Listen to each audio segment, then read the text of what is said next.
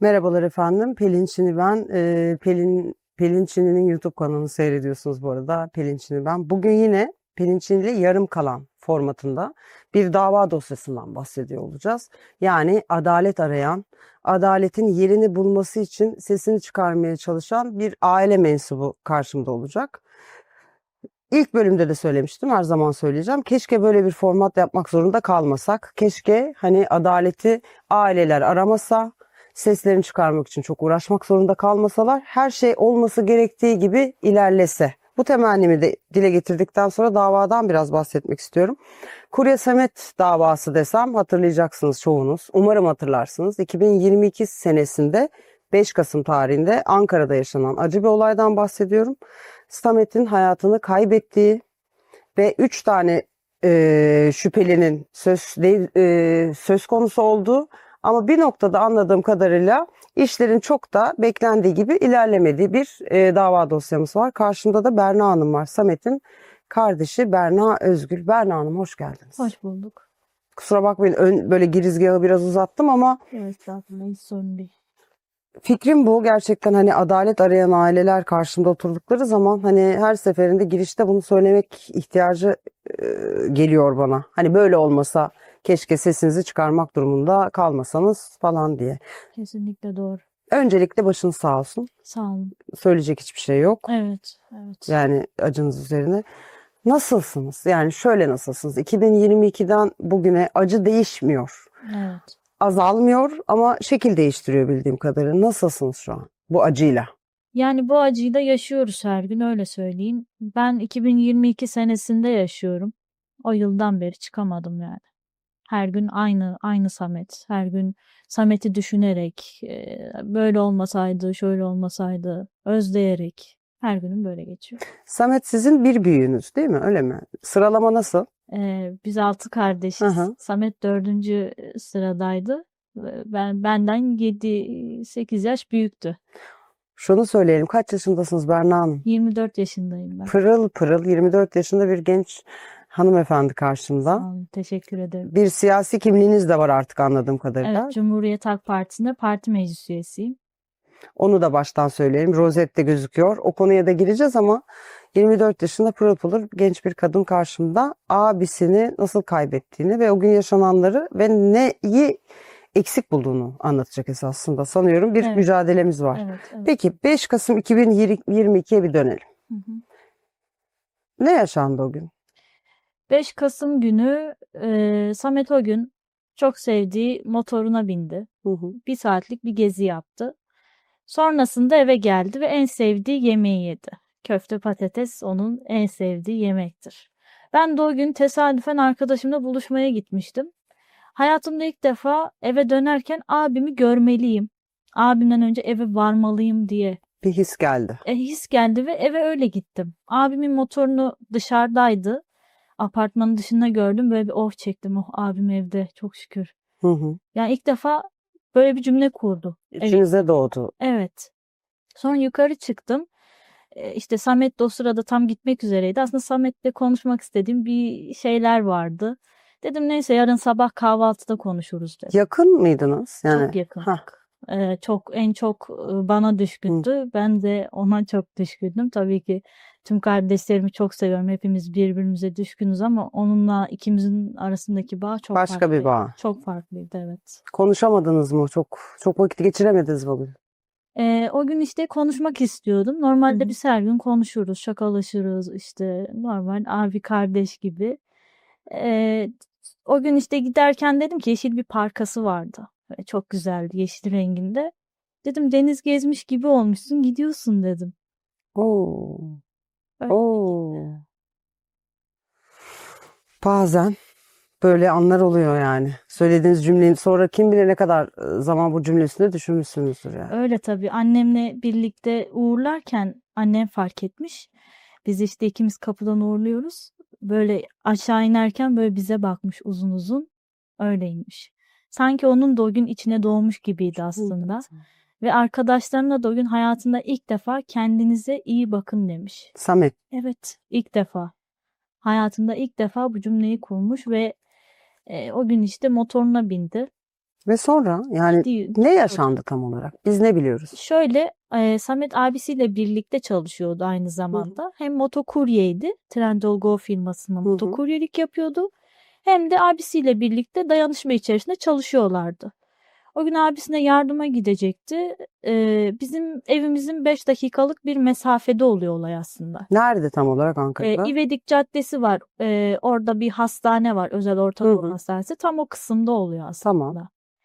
Samet'e yanıyor ışık aslında. Yeşil ışık yanıyor Samet'e. Bir döner kavşaktan bahsediyoruz. Evet. Evet. Diğer kısma da Hı hı. kırmızı ışık yanıyor. Samet geçiyor. Kırmızı ışığı hiçbir şekilde önemsemeyen araç Samet'i sıkıştırıyor. Samet dediğiyle hani şöyle yapıyor. Ne yapıyorsun kardeşim der gibi. Sonrasında Samet kaçmaya çalışıyor. Sıkıştırmaya devam ediyor. İşte sağ şeride. Burada böleceğim şeyi anlamak için. Bütün hepimiz her şeyi doğru anlayalım diye. Evet. Şimdi kurye yani motosikletlere karşı zaten ne yazık ki böyle bir durum var. Yani Evet. yurt dışında böyle değil bu arada, kusura bakmayın. Ama bizde böyle bisikleti, motosikleti bir sıkıştırma. Sıkıştır. Sanki o araç değilmiş gibi bakma halimiz mevcut. Şimdi Evet. burada da Samet anladığım kadarıyla ona hak olan yola geçmesine rağmen Evet. hani çekil ayağımın altından Der. gibi bir hani klasik bu motorcuların çok başına gelen bir şey olduğu için söylüyorum. Bir sıkıştırma hali var. Görgü tanığı var mı? Yani yandaki diğer arabalardan falan mesela ifade verenler oldu mu? Tarafta bu durumu fark eden bir sivil polis var. Ha, O da göreve gidiyor tesadüf. bu iyi bir şey. Olayı görüyor tabii. Onun aktarması en doğru aktarma. Hı hı. En şahit yani en görgü tanığı. Sonrasında sağ şeride geçiyor Samet, Tamam. sağa geçiyor araç. Sol şeride geçiyor, sola geçiyor Ha. araç ve sıkıştırmaya devam ediyor. Sonra önüne kırıyorlar Samet'in. Bu arada da bu sivil polis beyefendi de aracıyla arkada mı? Görüyor ve hatta kendisi de bu duruma el atmak için Bir zahmet hani. ileride durup el Ha. atacaktan olay Aa. olup bitmiş oluyor. 10 saniye içerisinde olay gerçekleşiyor bu arada. Sözlü iletişim hiçbir şekilde yok. İlk başta Mustafa Demirci aracı kullanan kişi. Hı hı. Yanında oğlu Halil İbrahim Demirci, arkada da Bülent Açıkgöz. Mustafa Demirci araçtan iniyor, abime doğru yöneliyor. Orada eliyle bir şey yapıyor. Sonra arkasından bir hışımla oğlu Halil İbrahim Demirci Samet'in boğazını hedef alaraktan boğazına bıçak darbesi vuruyor. Bunu bu kadar net söyleyebilmenizin sebebi bir kamera kaydı var ve Evet. bunu izlediğinizi biliyorum. Ben olay yaşandığı gün oturdum. Bir kardeş olarak dedim ki bunu ben yapmazsam hiç kimse yapmaz. Hı hı. Samet sadece motokurye Samet Özgül olarak bir başlık olarak kalır. Bunu yapacağım dedim ve görüntüleri tek tek izledim ben. En ayrıntısına kadar durdurarak izledim, sardırarak izledim. Aslında bu çok kötü bir şey. Ya Yani- benim bunu yapıyor olmam kötü bir şey. Bunu sistemin, düzenin yapması gerekir. Bunu gerekli mercilerin yapması gerekiyor ama bunu ben yapıyorum bir kardeş olarak. Valla burada yarım kalan da gelen ailelerde hep bu noktaya geliyoruz. Yani hepsi otopsi raporu okuyan var. Kamera görüntüsü 3,5 Tabii. saati durmadan izleyen var. Eşya yani hakikaten bunu yine her bölümde bizim Emrullah Erdinç'in kulaklarını da çınlatıyorum. O da aynı şeyi söylüyor. Ailelerin hani yas tutmak, efendime söyleme, kendi yasıyla falan kaybıyla mücadele edeceklerine bir çeşit dedektiflik ve ipucu sürme hali oluyor ve Öyle. bu çok zor. Yani bir sevdiğiniz öz kardeşinizin boğazının bıçaklandığı görüntüyü izlemek. Burada söylemesi kolay ama yaşaması kolay bir şey değil. Burada bütün ailelerden hep aynı şeyi duyuyorum. İzlediğiniz görüntüleri birkaç kez anladığım kadarıyla. Evet. O yüzden bu kadar net hamlettiğini söylüyorsunuz. Evet, net bir şekilde söylüyorum bunu. Sonrasında araç direkt zaten binip gidiyor. Bu görüntüde de mevcut binip gidiyor. Kaçıyorlar. Samet boynunu tutaraktan kendi başına oradaki hastaneye koşuyor. Hastanenin önünde yere yığılıyor. Oradaki video kaydı da var. Yere yığıldığını. Şimdi boyundan yani şah damara yakın bir yere Damardan alıyor hatta. Şah damarı. darbeyi şah damardan Tabii, alıyor. şah damar. Biz o epikrizleri falan hepsini okudum ben yani. Direkt şah damar. Kan kaybıyla oraya çok hastane kaç metre mesafede? Yani orada 5 dakika ya hatta 5 dakika da değil 1-2 dakikalık mesafe. Aslında orada direkt hastaneden birileri çağrılsa, Samet orada dursa işte bir müdahale yapılsa, bası yapılsa bir ihtimal. Bir ihtimal. Bir ihtimal Hiç var. kimse yok mu o esnada orada? Var orada elinde poşetli bir adam varmış sanırım. Heh. Orada hastaneyi işte gösteriyor orada diye Tarif ediyor. tarif ediyor. Başka kimse yok. Hani bunu da özellikle bunları Yok, sormamın başka kimse. sebebi hem her detayı bilin istiyorum, bilelim. Evet. Hem de mesela biri var mıydı, kimse yardım etmedi mi? Sonuçta 22 küsur saat geç olduğu için hani çok araba olmayabilir belki diye düşünüyorum. Aslında orası çok araç çok fazla gelip geçer orada normalde. Hani biri boynundan böyle kanlar akan birini görünce sağa çekip ne oldu kardeşim yardım edeyim diyen biri olmamış mı? Varmaya çalıştığım nokta bu yani. Yok. Zaten hiçbir şekilde bu katiller de yardımcı olmayı Onlar bırakıp kaçıyorlar. gitmişler, evet. Bırakıp gidiyorlar. Parkta alkol almaya devam ediyorlar. Bunların görüntüsü vesaire bir şey var mı kanıt olarak? İddianamede yazıyor. İddianamede yazıyor. Peki. Adım adım gidelim. Hı hı. Hastaneye kendince yetişiyor. İmkansıza yakın bir şey biliyorsunuz değil mi? Yani boyundan darbe alıp kanayarak gidiyor. Hastanede neler yaşanıyor? Hastanede müdahale yapıyorlar tabii. Özel olduğu için o hastane oradan Gata'ya aktarıyorlar. Ama kaybetmemişiz o esnada yani. O Yetişmiş. 2 kere kalbi durmuş zaten o hastaneye gidene kadar ve biz o gece uyuduk. Bize hiçbir şekilde bizim 5 dakika mesafemizde polis karakolu var. Bize hiçbir şekilde aramadı. Biz abisinin yanına gittik diye düşünüyoruz. Abisi de arıyor normalde Samet gelmedi diye. Aramasına rağmen o telefon açılmıyor. Polis tarafından ya da Onu kimdeyse o soracağım. Telefon nerede bu arada? telefon yüksek ihtimal polistedir. Çünkü cebinde taşıyor normalde. Hiçbir şekilde açılmıyor. Abisi de düşünüyor ki sanırım hani bugün evde dinlenmek istedi. O yüzden Açmıyor Samet diyor yani gün sonunda. gelmedi diye düşünüyor. Yani aslında kötü bir düşünce yok. Hani bizde hani böyle bir şey yaşayabileceği ihtimali yok. Çünkü Samet ne kavgaya karışan bir çocuk, ne öyle küfreden, Onu hakaret soracağım. eden bir çocuk. Hiçbir şekilde öyle bir özelliği yok yani. Sakin biri midir yani? Çok sakindir. Hiçbir zaman kavgaya başvurmaz. Her zaman insanlarla iletişimi tercih eder. İletişimde konuşaraktan halledebileceğini düşünen bir çocuk. Daha önce polisle hiç başı işte böyle bu tip bir şey Yok, hayır. hiç polisle Asla, başı asla. derde girmiş biri Biz değil. 6 kardeşiz. Bizim altımızın da adli sicil kaynağına baksınlar bir tane bir şey bulamazlar. Peki şöyle bir şey soracağım. Yani şu an size sorarken mesela aklıma geliyor. Böyle bir şey yaşandığında.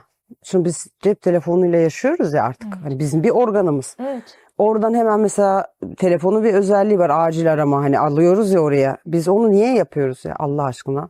Benim telefonumda işte hepimizin var. Bir şey olursa ona basın arayın. Tabii. Neden aranmıyorsunuz mesela? Şu an bunu çok sorguluyorum yani. Şöyle zaten bu Mustafa Demirci'nin 20 tane suç kaydı var. Ticareti yapıyor. Üstüne üstlük bütün çevrelerinden bana ulaşanlar diyor ki poliste işbirliği içerisinde. Bunlar çok ağır iddialar. Delilleri olan iddialar mı?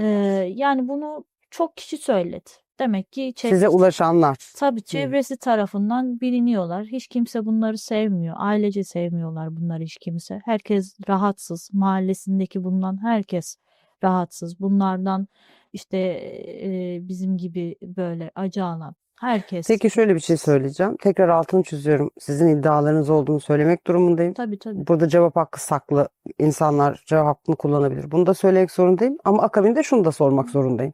Bu bahsettiğiniz iddiaları mahkemede dile getirdiler mi gelip bu insanlar? Orada da yanınızda durdular mı ya da böyledir şöyledir. Size anlattıkları gibi mahkeme salonunda da hakime de bunları söylediler mi mesela?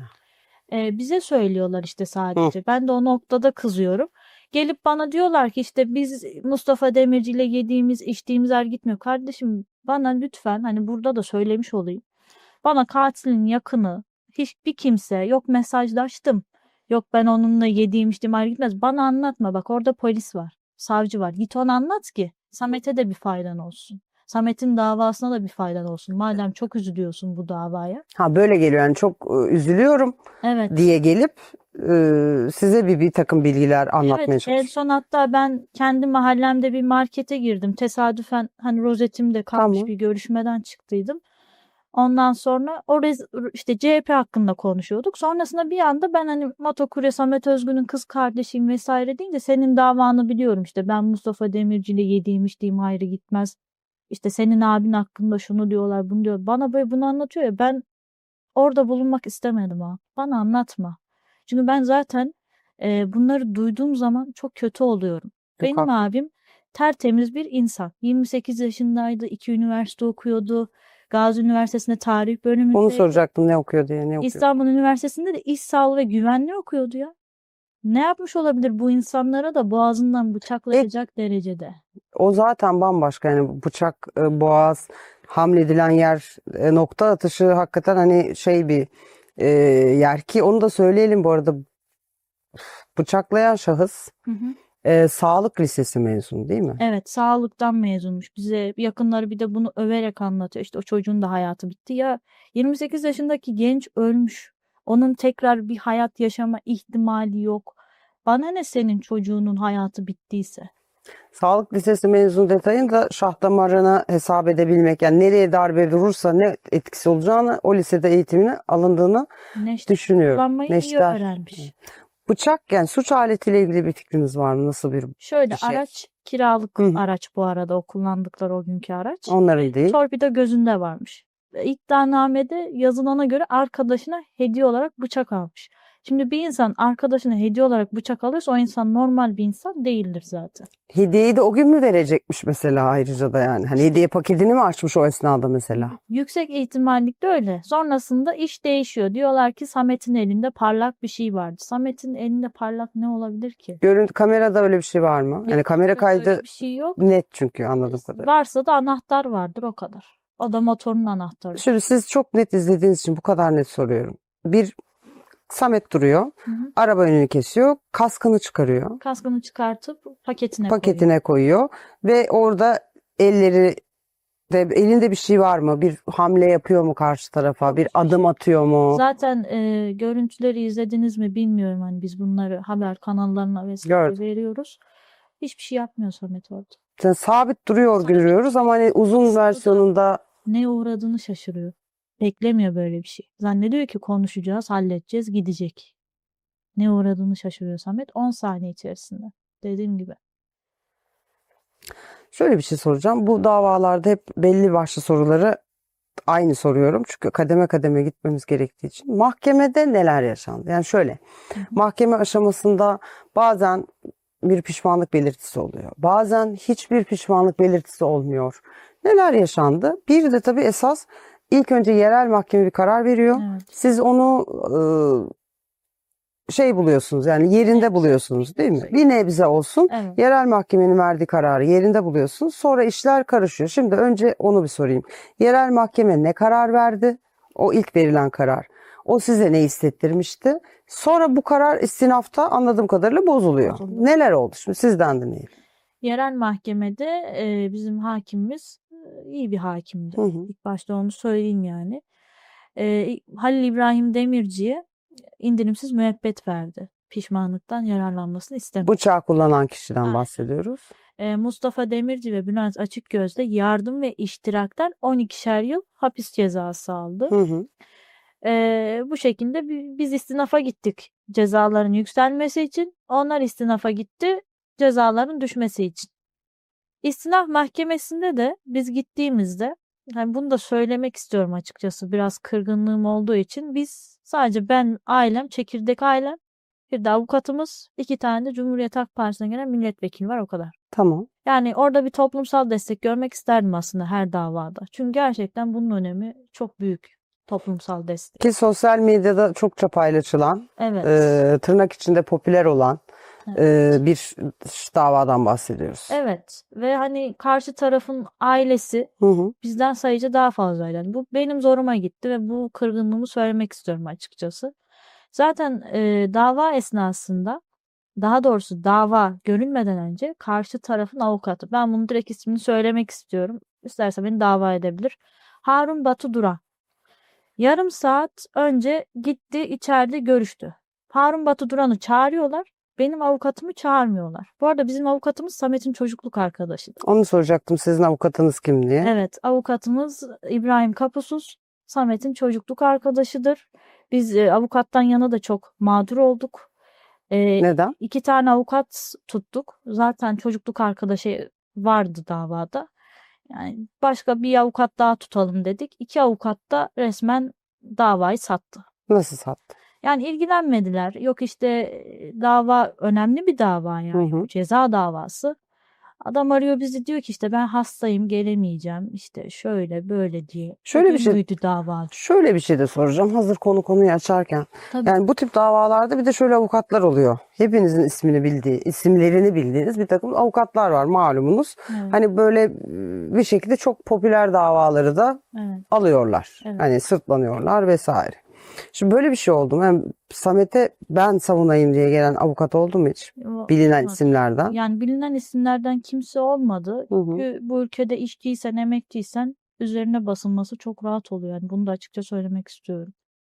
Bu kısım doğru bir kısım yani. Şeyden sadece yani bu tırnak içinde popülerlik meselesi. Yani sosyal medya ile birlikte artık iş biraz şu söylediğiniz biraz kırılmış olabilir. O da sosyal medyadan dolayı. Evet. Yani çok hashtag'i olunca Evet. o zaman avukatların bakışı da bazen değişebiliyor. Kusura bakmayın böyle söylediğim için ama artık otura kalka dinleye Evet. bu sonuçlara varıyor oluyorum. Evet. Öyle biri de gelmedi yani. Yok, gelmedi. Peki iddianız bu sizin demin söylediğiniz, onun altını tekrar çiziyorum. Karşı tarafın avukatı gidip hakimle mi görüştü diyorsunuz? Evet, yani Önce çağrıldı. yanına gel dendi. Evet, Ha, biz okey. avukatıma bakıyorum. Avukatım oturuyor. Karşı tarafın avukatını çağırdılar. Anlamadık ilk başta. Sonra yarım saat sonra dava başladı. Ondan sonra dava zaten 2 tane dedim milletvekili geldi demiştim. Milletvekilleri dedi ki neredeyse dava biraz daha uzasa Samet ceza alacaktı, yani Samet suçlu çıkacaktı. O dereceydi mahkeme. Gülerek tavır sergileyen hakimler, lütfen böyle kişiler hakim, savcı olmasın mümkünse. Nasıl gülerek? Yani gülerek, böyle hani ciddi bir dava bu. Ortada Evet. bir tane çocuk, yani bir tane kişi, insan boğazından bıçaklanarak katledilmiş ya. Nasıl yani nasıl bir şunu anlamamızı ne olur sağlayın. Nasıl bir cümle geçmiş olabilir de gülebilirler. Yani anlamaya çalışıyorum Yani bunu. Çok yandakine bir şey söylüyor, gülüyor, işte yandaki kişi hakim, işte diğer tarafa dönüyor falan. Sonra bize tek tek söz hakkı verdiler ilk defa. tamam. Söylüyoruz, işte diyoruz indirim almasın, yani ne diyecek aile, indirim almasın diyor, işte en ağır şekilde yargılansın diyor. Söyledik. Ondan sonra çıkan karar, çocuk pişmanlık yasasından, işte pişmanlık yasasından Yararlanır. alsın. Hı hı. İşte 25 yıl ceza. Yanındaki diğer 2 kişinin de 12'şer yıl aldığı ceza silindi. 20 tane suç kaydı göz önüne alınmadı. Sattıkları göz önüne alınmadı ve serbest bırakıldı. Şimdi 20'şer tane suç kaydı olduğunu söylüyorsunuz. Aracı kullanan ve arkada oturan için Evet. söylüyorsunuz Bu bunu. arada daha sisteme işlenmeyen kayıtlar da var. Yani işler üzerinden gidersek 20 Evet. kaydı var. Yani ispatı olan şeyleri burada altını çizeyim. Yasaklı madde meselesinde bir kanıt var mı bu ticareti yaptıklarına dair? Kanıt. Böyle belge. Ya şöyle ki zaten adli sicil kayıtlarında var sattığına dair, kullandığına dair. Oradaki o 20 kaydın içinde bu branş diyeyim yani bu bölümde var anladığım kadarıyla. Evet. Okey. Bütün bunlara rağmen diyorsunuz ki bir şekilde onların 12 yılda alındı. Evet. Bıçağı kullanan da hafifletici yani müebbetten 25 yıla. Evet. Neye istinaden? İşte pişmanım dedi. Dedi mi mahkemede böyle bir şey? Başını eğdi. Takım elbise giymiş zaten. Bir de Segbis'le katılıyorlar. Bu Segbis neyse bir de Segbis çıktı yani. Evet, her aile bunu söylüyor. Artık gelmiyorlarmış. Kamera kaydı yani böyle görüntülü konuşma gibi bir şekilde katılmıyorlarmış. Evet, yerel mahkemede gelmişlerdi. İstinaf mahkemesi Segbis'le katıldılar. Pişmanlığını dili. Ne dedi? Yanlışlıkla mı? Mesela ne diyor? Yani şunu da anlamak istiyorum. Hani ben o gün kendimde değildim. Çok sinirlendik. İşte trafikte ne olmuş da trafikte binip bunu yapma ihtiyacı hissettiğini anlatıyor. Samet'in küfür ettiğini savunuyorlar. Ben 21 yaşındaydım abimi kaybettiğimde. O yaşıma kadar Samet'in ağzından bir tane küfür duymadım. Hadi ben kardeşi olarak savunuyorsam cenazesine 300'den fazla motokurye geldi. 300 tane motokurye de benimle aynı düşüncedeydi. Hepsi Samet'in ne kadar masum, tertemiz olduğunu söyledi. Bu önemli. İkincisi de olay boyunca benim bildiğim kadarıyla size anlattınız ama kamera kayıtlarını bu arada haberlerde falan görmüşsünüzdür sevgili seyirciler. Bayağı yayınlandı. Evet. Kaskı var. Evet. Yani o durana kadar kaskı var. Yani kasktan ettiği küfür duymak ihtimali yok. Yani kasktan ses çıkmayacağı için ancak yüz yüze geldiklerinde küfür ettiğini iddia ediyor olabilir. Yoksa olayda full kask var. O anda da iletişim olmuyor zaten. Görüntü kayıtlarında var. Evet, daha çocuk ağzını açamıyor. Açamadan yani. Bu olay gerçekleşiyor. İşte bunu savunuyorlar. Hı hı. İşte üzgünüm, pişmanım. işte aileden şöyle özür diliyorum. Yani o mesela sizden özür dilenme orada var, mahkemede sizden özür dilediler. Birebir size ulaşan oldu mu onlardan? Birebir zaten sosyal medyadan katilin annesi 3 farklı isimli sosyal medya hesabı var. Hı hı. İşte oradan bu Ankara son dakika trafik gibi hesaplardan işte paylaşılınca oradan yorum yazıyorlar. Ne yazıyorlar? İşte yok katilin de hayatı bitti. 25 yıl kolay değil vesaire tarzında. Ama hani kabul ediyor. Hani böyle bir olay yaşandı. Kabul ediyoruz ama bu da hani 25 yılda hani insan hayatının bedelini biz bilemeyiz. 20 yıl mı, 25 mi, 40 mı? Bu yani abisinin bedelini 25 yıl mı? Yaşı etmiyor. Yani Allah aşkına. Peki şöyle bir şey de soracağım. Tehdit edildiğiniz hikaye durumu da var. İki kez bir de gidip ifade vermişsiniz, şikayet edilmişsiniz. Evet, Bu şikayet nasıl oldu ya? İlk başta Samet'in 40'ı vardı. Orada bir motor sürüşü gerçekleşti. Orada işte annem siyah eşarbını çıkartıp sadece kapısının önüne astı, o kadar. Hiçbir şekilde iletişim kurmadık. Sırf bunu yaptığımız için gittiler bizi karakola şikayet ettiler. Sonrasında bu istinaf mahkemesinden sonra bizim isyanımız oldu ki bu sosyal medyada çok fazla yankılandı. İsyanınızı yani İsyan duygularınızı dile diye getirdiniz biliyorum. gitmişler, bir de ta Balgat'taki karakola şikayet etmişler. Ve ben gidiyorum. Ben bunu sosyal medyada da her gün vurguluyorum. Bakın bu insana uyuşturucu satıyor. Ticareti yapıyor. 2 tane rent-a-car'ları var. Taksi durakları var. Bunlar bunu nasıl yapıyorlar? Nasıl açıyorlar? Mal kaçırdılar bir de bunlar üstüne üstlük. Nasıl? Bir hukuk davası açılıyor böyle davalarda. Hı hı. O hukuk davasında bunların üzerine ait, Mustafa Demirci'nin üzerine ait bir ev var. O evi sırf para gitmesin diye malı kaçırıyorlar. Bu davadan dolayı Tabii yapılan bir şey. bunların en çok zoruna giden şey para kaynağının kesilmesidir. Yani Mustafa Demirci'nin içeri girmesi demek para kaynağının kesilmesi demektir bu aile için. Çünkü ticareti yapan o adam. Peki şöyle bir şey var şimdi. Hakikaten ağır iddialarda bulunduğunuz için şunu da soracağım. Yani bir tehdit var mı? Var. Mustafa Demirci benden rahatsız oluyormuş. Sürekli ticaretini yaptığını söyledi. Ulaştı mı size? Birebir ulaştı mı? Ya da nereden Ulaşmıyorlar. geliyor bu tehditler? Daha yeni söyledim ya, hani markete gittim. Hı hı. İşte karşılaşıyorum, bana işte yok mesajlaştık, yok işte onunla oturuyorum vesaire diyenler. Onlar söylüyor işte senden rahatsız. İşte senin sürekli dile getirmenden rahatsız. Verecek bir canım kaldı. O kadar söyleyeyim yani. İstedikleri Koruma kadar. kararı çıkarabiliyor musunuz bu noktada? Bilmediğim için bu aklıma geldi. Açıkçası benim kaybedecek hiçbir şeyim yok ama onların kaybedecek çok şey var. Ben bu davada sonuna kadar abimin adalet mücadelesini sürdüreceğim.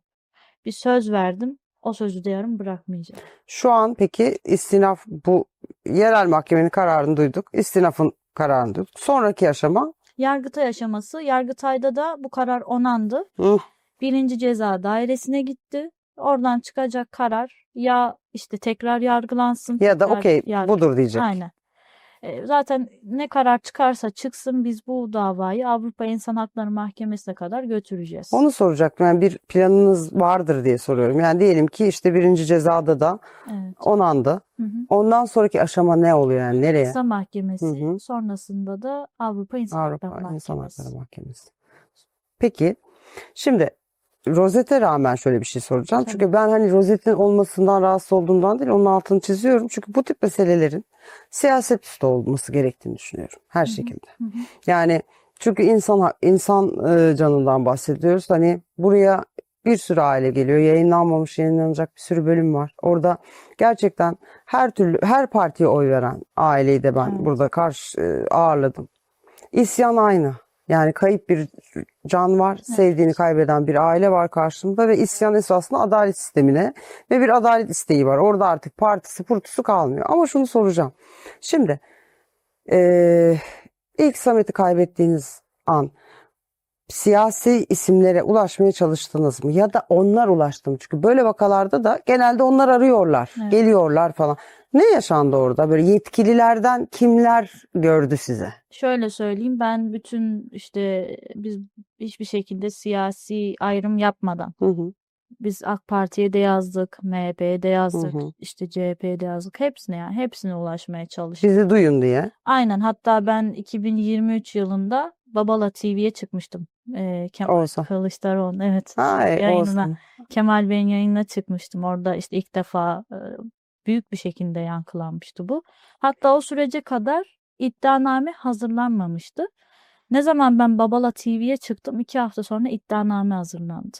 Hmm. Yani maalesef Türkiye'nin bu da bir acı gerçeği. Sesin çok fazla duyulmuyorsa hani iddianame de Kemal Bey işin içine, yani orada o mesele olunca tabii hani daha tabii farklı bir, hepiniz burayı hatırlarsınız. Halk Partisi'ne yönelik işte bana bir destek oldu. Sayın Özgür Özel'le görüştük. Sağ olsun Samet'in ismini yaşatma konusunda yardımcı oldu. İşte sonrasında grup toplantısında Evet. dile getirdi. Ya bu konuda gerçekten adalet arayan ailelere karşı çok samimi, çok candan, çok içten yaklaşıyor. Hatta bu yıl Nisan ayında da beni parti meclisine aday gösterdi sağ olsun. Öyle. Yani bu çekimden önce de bu detayı konuşmuştuk. Ama siz ilk başta bütün bunlar olmadan önce, yani Babaladan da önce 2022'de bu olay yaşandı. 2023'te Babala'ya çıktı. Onu da bir daha tekrar söyleyelim. Herkese ulaşmak istediniz ve çalıştınız. Tabii. Ama bir cevap alamadığınızı anladım. Ben hükümetten yana hiçbir cevap alamadım. Ama ben her zaman şunu da dile getirdim. Hı hı. Yani ben bunu çıktığım bütün programlarda söylüyorum. Yani bu sistemin yarattığı bir şey. Yani bu ülkede kadın cinayetleri vardı. Özgecan Aslan cinayetinde ben 14-15 yaşındaydım. Of. Ve ben o yaşımda korkmaya başladım artık. Sokakta tek başıma yürümeye korkmaya başladım. İşte otobüse, dolmuşa binmeye tek başıma korkmaya başladım. Hatta ben 20 yaşıma kadar gece dışarı tek başıma çıkmıyordum. Yani akşam dışarı çıkmıyordum. Kendime bir kısıtlama getiriyorum. Ama bunu ailem bana kısıtladığı için değil. Ben gayet Korktuğunuz için. özgür bir birey olarak yetiştim. Ama ben bu ülkede can güvenliğim yok. Korkuyorum. Ya bu konuda da Adalet Bakanı da hiçbir şekilde adım atmıyor bakın. Yani ben diyorum ki uyuşturucu ticareti yapıyor diyorum adam. Hatta geçenlerde gündem oldu. Sayın Emrullah Erdinç de paylaşmıştı. Hı. Katil içeriden poz veriyor. Annesi de yazıyor işte altına, maşallah bu cezalar bize komaz diye. Şimdi bu, Sizin evet, bu Emrullah paylaşmıştı, evet, o hatırlıyorum. sonrasında işte görüntü konuşma yasağı getirildi, işte cezaevi değişti vesaire de, ama bu katil 25 yıl ceza aldı. Ya bu konuda niye yaptırım yok? Hani cezaevi değişmesi değişmemesi önemli değil ki yani. Cezası yok yani. 10 yıl sonra çıkacak bu katil. Bu Şöyle bir şey var açık bu ve arada. net. Yani bir de şöyle de bir şey var. Barış Pehlivan konuktu geçenlerde yine. Onunla da onu konuştuk. Yani cezaevi deneyimini de tabii anlattı kendisi. Islah evi hikayesi. Yani cezaevi esasında ıslah evi. Yani oraya niye giriyor suçlular? Islah olmak için giriyor. Bu sistemin Türkiye'de olmadığını anlattı. Yani giriyorlar ama hiçbir şey değişmiyor. Aksine daha da suçlu. Çünkü ne iş yapacağım? Ben çıkınca ne yapacağım? Bana kim sahip çıkacak korkusuyla. Evet. Islah olmuyor. Hatta ben bir örnek verdim ona. Bir davada, Gülden Joy'nin davasında, çünkü ıslah olan biri var gerçekten. Katilin bir akrabası var. Cinayetten daha önce yatmış ve katili polise o teslim ediyor mesela. Mesela bir, yani istisnai bir durum, orada gerçekten senelerce yatmış ve ıslah olmuş bir birey gördük orada. Evet. Yani oluyor. Ama esasında sistemin böyle işlemesi lazım. Söylediğiniz şey bu yani. Oradan annesiyle görüntülü konuşup annesi de arkası altına bir şeyler yazamıyor olması lazım ki bundan bir pişmanlık duyduğunu bilelim. Anladığım kadarıyla Emrullah'ın paylaştığı şeyde de altını çizdiği Evet. buydu. Peki şöyle bir şey soracağım size. Biz kadınlar güçlüyüz.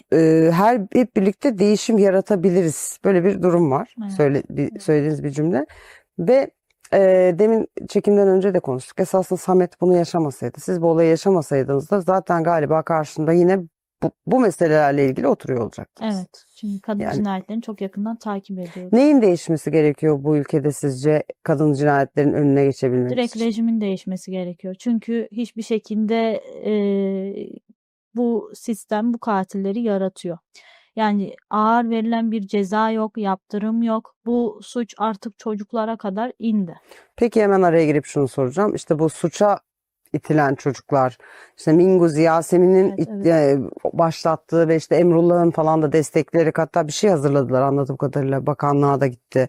Bir yasa tasarısı. Evet. Yasada bir değişim bekleniyor. Evet. Sizin beklentinizde değişim olur mu? Ve bu yasa tasarısı eğer yürürlüğe girerse, yani daha ağırlaştırılmış cezalar verilmeye başlanırsa reşit olmayan çocuklara da ne değişir? Ya açıkçası şunu söyleyeyim. Ben bu konuda Yasemin Hanım'ı destekliyorum. Hı. Çünkü bu acıyı yaşamış biri olarak Hı hı. Samet'in katilinin 18 yaşından önce bir suçu var. Hah, Bu suç mesela. sayılmıyor mesela. Pişmanım dediği için direkt 25 yıl ceza alıyor. Yani ben de bu konuda yargılanmaları gerektiğini düşünüyorum. En ağır koşulu neyse. Hatta bu çocuğu yetiştiren Hı. anne, baba, eğitimci kimse onu da Aile. içeri alınsın. Bakın daha önce dedim ya, Samet'in katilin annesi bu cezalar bize koymaz yazıyor. Ya bu kadın niye içeri girmiyor? Katilin annesi Destekliyor, sizin teşvik ediyor. annenize de ulaşmış. Tabii. Mesaj atmış. Evet, ben de bir anneyim. Benim de bir evladım içeride. İşte çocuğun özel sağlık lisesinde okumasını çok büyük bir şey zannediyorlar. Benim Yani özür mü diliyor annenizden peki? Ne bir diyor nevi özür, günün zaten sonunda ilk yani? yerel mahkemede bize bakıp ağlayarak özür diliyor ama mahkemede öyle bir tavır içerisindekiler ki sanki onlar haklı, biz suçluyuz. Öyle bir şey olur mu? Ya gitmiş kadın saçına işte örmüş, fön çektirmiş, takma kirpik takmış, full makyaj gelmiş. Şimdi Yani böyle bazen yani duruyorum, hani söyleyecek bir şey olmuyor ve duruyorum hakikaten. Şunu merak ediyorum. Hikayede bu arada bir de sivil polis var ya arkadan gelen. evet, Yani o böyle güzel iyi bir tesadüf. Yani düşünsenize, böyle bir şey yaşanacak, arkada sivil polis var. Esasında yani hani keşke ne bileyim ben o önde durmasaydı da anında müdahale edebilseydi falan. evet. O mahkemede gelip anlattı mı? Konuştu mu? Ne diyor? Yani biraz ileride mi durmuş? Ya da olayı görebilmiş mi? Ne O olmuş? müdahale etmek için araçtan iniyor. İndiği an olayın bittiğini görüyor zaten. Onun söylemi bu. Mahkemeye geldi, ifadesini verdi. Aynı ifadede. Ya zaten iddianamede onun ifadesi belki en doğru olayı Ki anlatan zaten ifade. muhtemelen kaçtılarsa zaten plakayı da sivil polis beyefendi herhalde orada olduğu Tabii için. tabii, Yani polisi heh, vesaire çağırıyor hemen. Mesela ama hiçbir şekilde bize ulaşım sağlanmıyor. mesela bu da çok, yani esasına baktığın zaman böyle bir talihsiz olay yaşanıyor ama arkadaki arabada sivil polis var. Yani hani bu olabilecek en iyi şeylerden biri, günün sonunda sizi koruyacak bir durum var. Arkada polis var. Evet. Buna rağmen yetişemiyor. Bir de o telefon size mesela, şimdi şöyle bir şey söylediniz. Bunu da altını merak ediyorum. Şimdi 5 Kasım 2022'de yaşanıyor o olay. Evet. Siz Samet'in vefat haberini 7'sinde aldınız değil mi? Evet, hastanede bekledik bir gün. Hatta Neler yaşandı orada? Orada bir, çünkü şu aklınızda bir soru işareti olduğunu biliyorum, o yüzden soruyorum. 5'i olayın yaşandığı, 7'sinde biz vefat haberini aldık. Ne oldu? 6'sı var arada çünkü. şöyle, biz işte gece Hı hı. bilmiyorduk olayı, uyuduk. Sabah Samet'i görmeyince annem arıyor. İşte polis oğlunuz bir bıçaklı olaya karıştı diyor. Hani biz zannediyoruz ki hiç boğazını düşünmüyor. Yani Yani bacağından, kolundan. bacağını, evet, Yani insan akla o geliyor. sonrasında gidiyoruz hastaneye, Gata'ya. Yukarı çıkıyoruz doktorların yanına. Onlar çok böyle bir tereddütlü birbirlerine bakıyorlar. İşte dediler ki boğazından yer aldı. Biz tabii çok kötüyüz. Acayip bağırıyoruz. Hı Nasıl hı. olur? Kim yapar? İşte sonrasında orada bir doktorun gidip elini tuttum, hani ne olur. Söyleyin.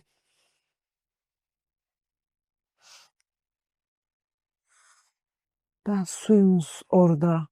e,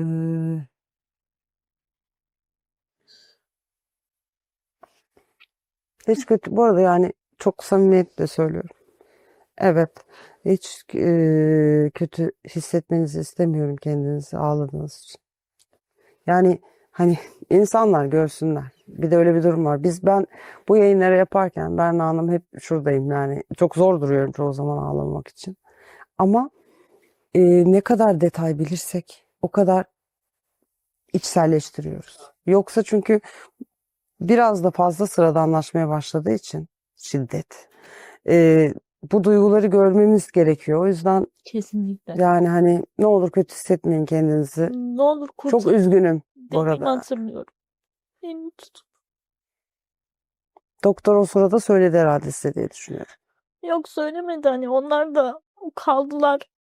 İşte bir gün bekledik hastanede, 6'sında sabahına gitmiştik. Hı hı. 7'sinde ölüm haberini aldık.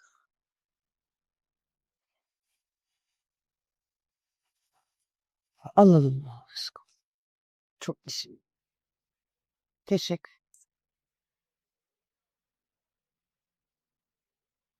Yani ben bu sisteme kırgınlığım geçtim.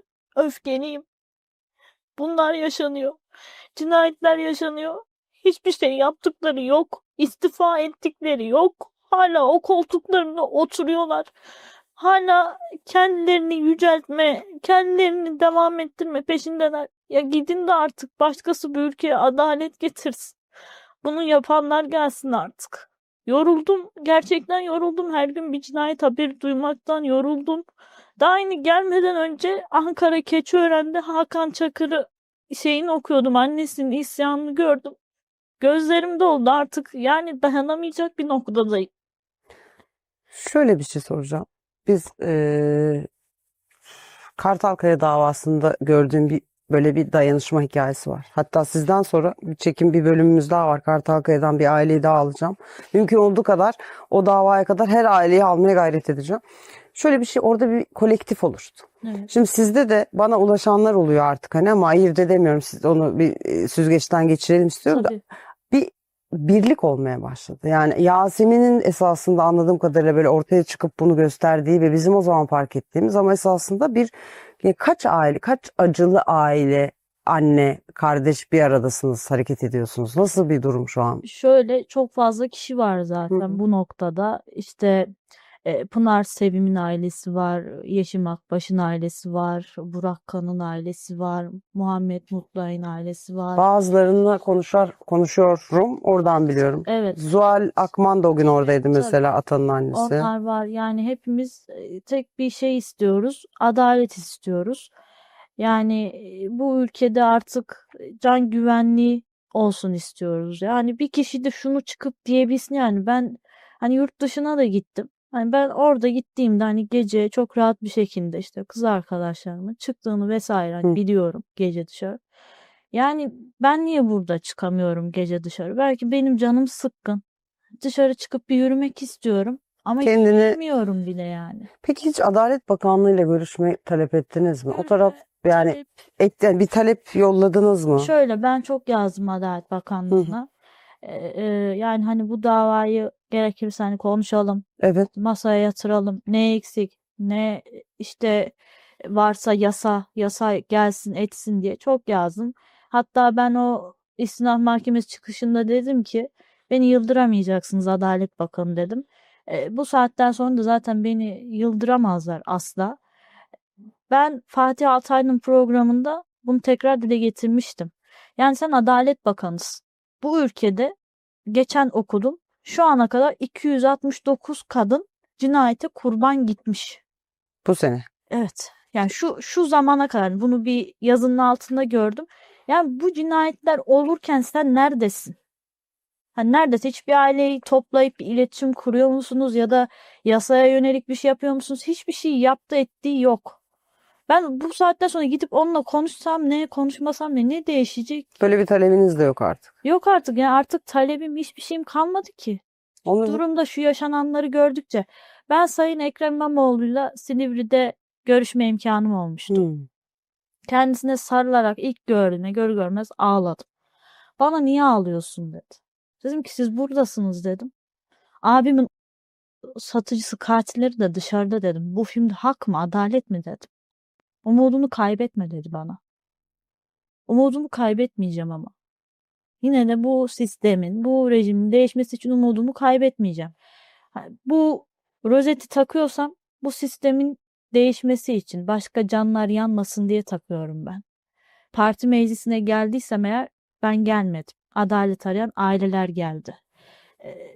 Kurye haklarına yönelik mücadele eden işin bir de o tarafı var, evet. O kurye hakları ile ilgili de mesela bu meseleden sonra çok Evet. fazla şey yazılıp çizildi. Çok fazla. 2023 yılında yanlış hatırlamıyorsam 68 Evet. kurye kaza adı altında cinayeti. Evet, gördüm. 2024'te 63 tane.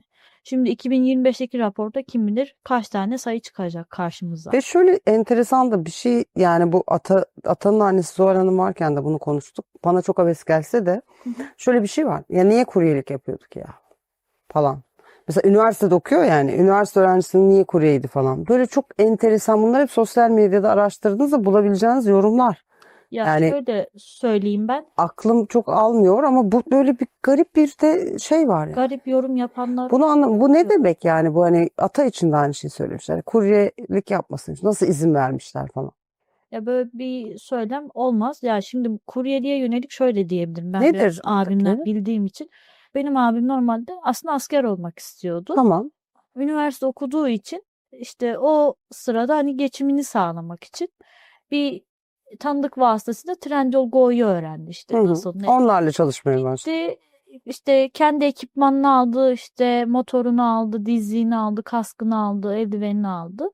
İşte bu şeye girdi. Bu işin yanında şöyle bir şey var. İstediğin saatte kapatıyorsun Sloit'unu Ha, ve hani kendi istediğin şeyini yapıyorsun yani. tamam. Öz Yani kendi saatlerini ayarlayabiliyorsun. benim Anladım. Doğru. abim biraz hani şeydir hani sever. Biraz özgürlüğüne düşkündür. Hani spor yapmayı çok seviyor mesela. Spora vakit ayırmak istiyordu. Arkadaşlarıyla buluşmayı çok sever. Ha, kapatıyordu kafasına göre. Kendi ayarlıyordu. Yani gidip işte motoruyla gezerdi ya da işte spora giderdi. Belki şu an yaşasaydı bu arada Türkiye'yi temsil edecekti. Evet. Muay Thai sporunu yapıyordu. Oo. Evet.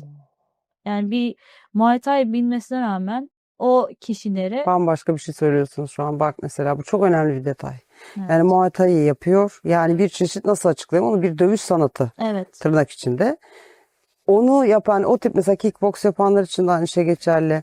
Ben Avni Yıldırım'ı konuk aldım. Yakında yayınlanacak boksör. O da aynı şeyi söyledi. Mesela trafikte onun da üstüne yürüdüklerinde duruyormuş. Çünkü bu tip sporlarla içi dışlı olanlar ekstra zaten hamle yapmıyorlar. Evet. Çünkü teknik olarak çok iyiler. Evet.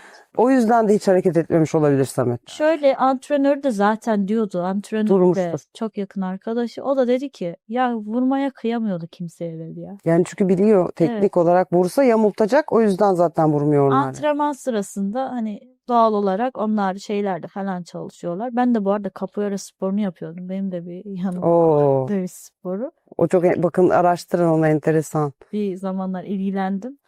Hatta abimle birlikte gidiyorduk. Ya, peki yani yaşasaydı, biliyorum çok sevimsiz geliyor kulağa ama hani Evet. devam etseydi hayatına, bu olay yaşanmasaydı ne hayal ediyordu? Ne yapmak istiyordu yani? Bugün işte 2025'teyiz. Evet. Neleri planlamıştı kafasında? Şöyle aslında motor kuryeliği bırakmayı düşünüyordu. Hı hı. Çünkü motor kuryelik çok övülüyor, çok böyle çok para kazanıldığı düşünülüyor. Öyle lanse ediliyor, doğru. Öyle değil. Çok Hı fazla vergiye tabi tutuluyorlar. Bir de şimdi P1 belgesi çıktı. hı. Hı. Onlara ekstra yük bindi. Yani aslında motokuryelerin üzerinde çok fazla yük var. Bir de kelle koltukta turizm, trafikte anlamında söylüyorum. Yani trafik de zor. Motor zaten zor bir şey bence Evet. arabaya göre. Çok zor bir çalışma aslında. Baktığınızda Çok zor tehlikeli bence. iş statüsüne alınması gerektiğini düşünüyorum. Bence de. Alınması gerekiyor. Peki bırakacaktı, ne yapacaktı? İşte başka bir iş, işte part-time bir işte çalışmayı düşünüyordu okuduğu için. Sonrasında Hı. işte bu Muay Thai'de Türkiye'yi temsil etmek istiyordu, işte hani böyle yarışmalara katılmak istiyordu. Zaten hep kendi geliştiren bir insandı. Yani ben çoğu şeyi ondan öğrenmişimdir. Hatta birlikte oturup film, dizi muhabbetleri yapardık. İşte spora birlikte giderdik, capoeira'ya.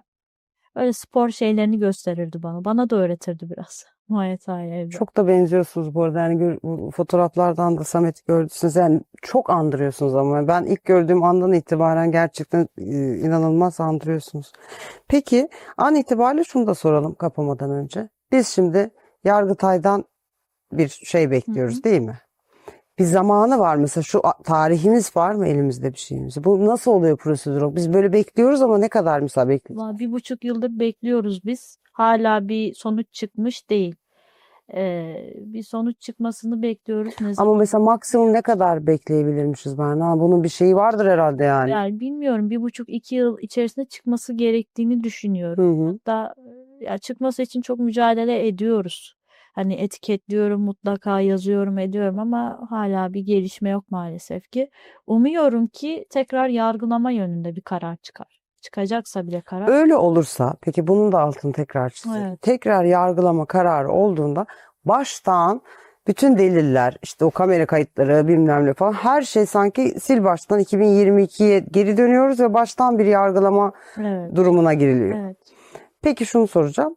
Orada baştan yargılanma kararı verilirse ve o dava tekrar görülürse, orada verilecek karar artık nihai karar. Herhalde onun bir daha istinaf yok orada. diye düşünüyorum. Anayasa Mahkemesi var. Hı. Sonrasında da Avrupa İnsan Hakları Mahkemesi var. Yani memnun olmazsanız karardan Evet. ya da karşı taraf için de anladığım kadarıyla aynı şey geçerli. İşte onlar da istinafa gittiler. Sonuç ortada. Onların istediği gibi oldu. Evet. Hani böyle karşılıklı Anayasa Mahkemesi günün sonunda İnsan Hakları Mahkemesi'ne kadar gidecek.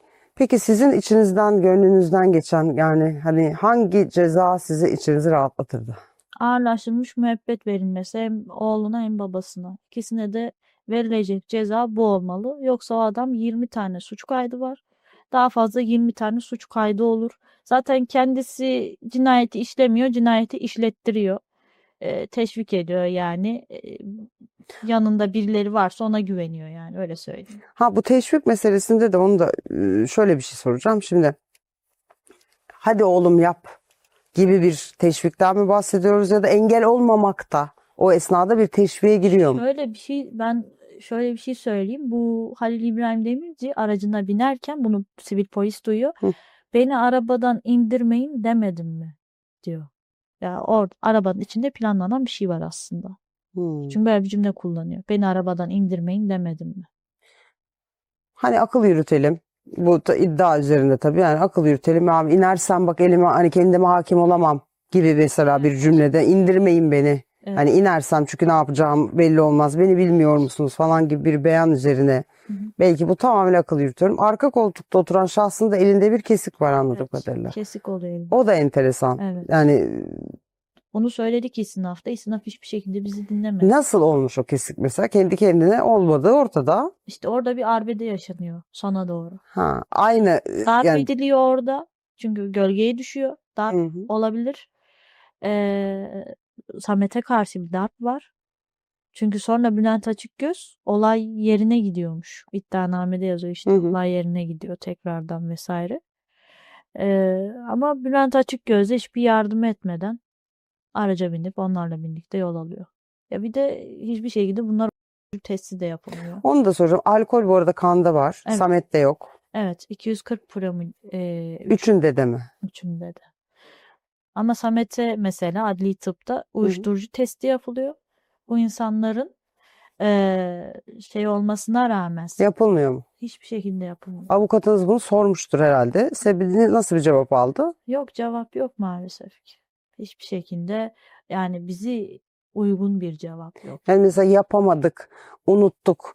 Niye yani yani çok dümdüz soruyorum. Böyle bir noktada niye yapılmadığını avukat sorduğunda size verilen cevap ne oluyor ya? Yani Hiçbir cevap alamıyoruz. Diyorum ya bu dava ne diyeceğim? elinden yani gelindiğince kapatılmaya çalışıyor. Benim bile şu an burada çıkıp konuşmam, ne bileyim başka bir kanalda konuşmam onları rahatsız ediyor. Avukatlarına kadar rahatsız ediyor. Ben bundan eminim. Çünkü ben bu meseleyi büyüttüm. Toplumsal bir dava haline getirdim. Hı hı. Yani onlar çok fazla açığa çıktı. Ne oldukları çok fazla açığa çıktı. Korkuyor musunuz? Ben korkmuyorum. Dedim ya, Gerçi demin de söylediniz hani bir korku. kaybedecek bir şeyim kalmadı ki yani. Her şeyimi kaybettim. Yani 21 yaşındaydım. Benim de hayatım gitti ki bir yerde. Hepimizin hayatı gitti yani. Biz o gün Samet'i evet gömdük. Kendimizi de gömdük aynı şekilde. Yani hiçbir şeyden mutlu olmayan biriyim ben. Duygularımı kaybetmiş biriyim hani. Evet gülüyorum ediyorum herkese merhaba nasılsınız iyiyim diyorum ama sözde hepsi. Ben yani umarım sesiniz duyulur. Umarım. Ben söyledim burada iddiaların sahibi kendisi. Söz hakkı herkesin baki. Ama burada cevaplanması gereken sorular var. Evet. Yani burada nasıl olur dediğimiz bir takım detaylar var. Onların hepsinde altını çizdiğimizi düşünüyorum. Hashtag olarak ne kullanıyorsunuz? Kurye Samet mi? Samet Özgül için adalet. Samet Özgül için adalet Instagram hesabınız var. Evet. Twitter'da bu hashtag'i bulabilirler. Aynen çok rahat bulabilirler. Ve de anladığım kadarıyla yani ilk dava için özellikle söylediniz. Yani bu tip böyle sosyal medyada paylaşımı çok olan davalarda mahkeme salonu pek bir boş oluyor diyor gelenler Hı. ve kırgın olduklarını söylüyorlar. Yalnız olmadıklarını hissetmek istiyor bu aileler. Ben gıyabınızda bunu da tekrar burada söyleyeyim. Çok teşekkür ederim Ben geldiğiniz teşekkür için. ederim gerçekten. Ee, Sesimiz olduğunuz için, bu davalara gerçekten canı gönülden destek olduğunuz için ben teşekkür ederim. Ben hani hiç ben de hep kapanışta bunu söylüyorum, yine onu söyleyeyim. Çok üzgünüm. Yani keşke, hani kendi adıma da üzgünüm. İzleyenler arasında benimle aynı duyguyu paylaşanlar olduğundan eminim. Çok üzgünüm. Keşke böyle bir şey hiç yaşanmasaydı.